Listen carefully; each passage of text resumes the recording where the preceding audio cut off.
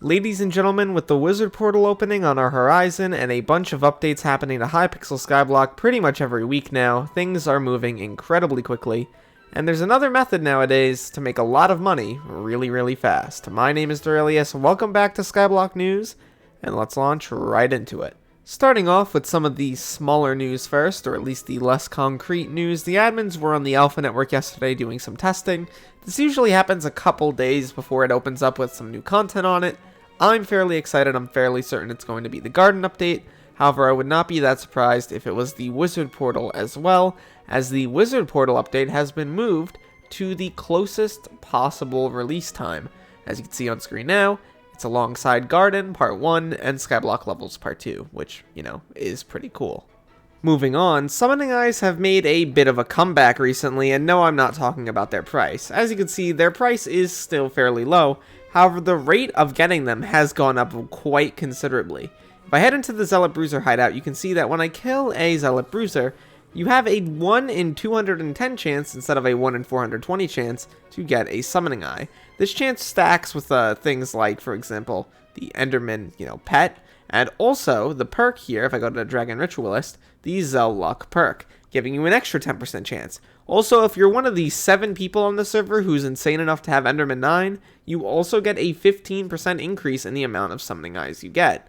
A lot of people are using the Fire Veil wand for this. I think it's not bad, it's a decent setup. A lot of this information comes from bucklez' video as well.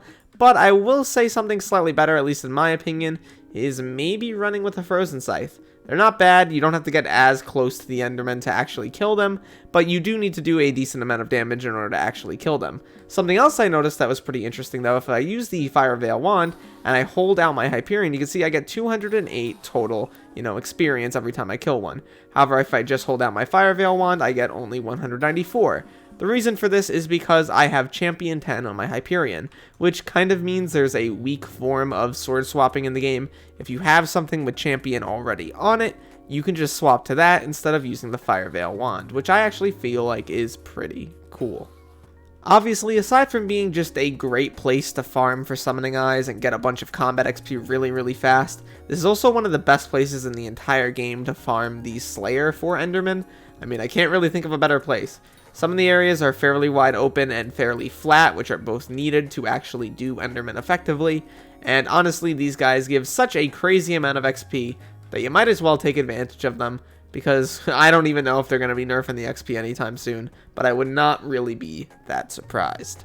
One of the last things I want to cover in this video is one that I feel like not many people have covered so far, notably the attributes with all of the new Kudra bosses. As you know, there are attributes that you can get from Kudra, you can apply them onto your gear from the Crimson Isle, and they're generally pretty useful. As you can see, all of the bottom ones here, or the ones with no tier on them, were notoriously awful. Arachno resistance, really? Like, come on now. 10 coins on a kill, that's pathetic, that's absolutely useless. However, if we keep going up, we can see that there are a bunch of them that are actually really solid from this update. Notably, mana regeneration, increasing your mana regen by up to 25% per piece, and there are 8 total things that you can put this on. Truly insane. That's 100% mana regeneration if you just put it on your armor, 200% if you put it on everything. Essentially how this is going to work, if you had fully level 10 mana regeneration, you're never going to have to think about it again. You're going to have unlimited mana all the time. It's going to be truly insane.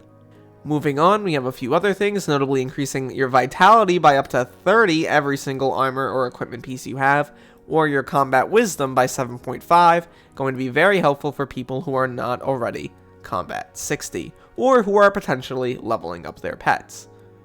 Moving up to the very top, we have Warrior, Deadeye, Fortitude, and Magic Find. I actually think Fortitude is completely garbage. This one looks, super weak, only 5 health and defense, that's like nothing.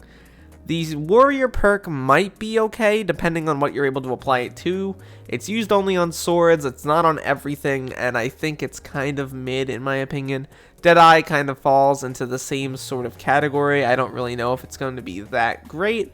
However, I will say though, Magic Find on armor and equipment, giving you up to 40 extra Magic Find is completely insane. Really love to see this one. I know a lot of people are going to go absolutely insane for this one. it comes out with the Infernal tier of Kudra. Obviously, with a lot of major updates planned and a major boss release still coming out soon, referring to the Infernal Kudra boss, things are changing incredibly quickly in Hypixel Skyblock. But, overall, my name is Derailious, thank you so much for watching this video till the end. Please make sure to leave a like and subscribe if you are new, join my Discord down below for giveaways and updates, and look to the future fellas, because I will see you then.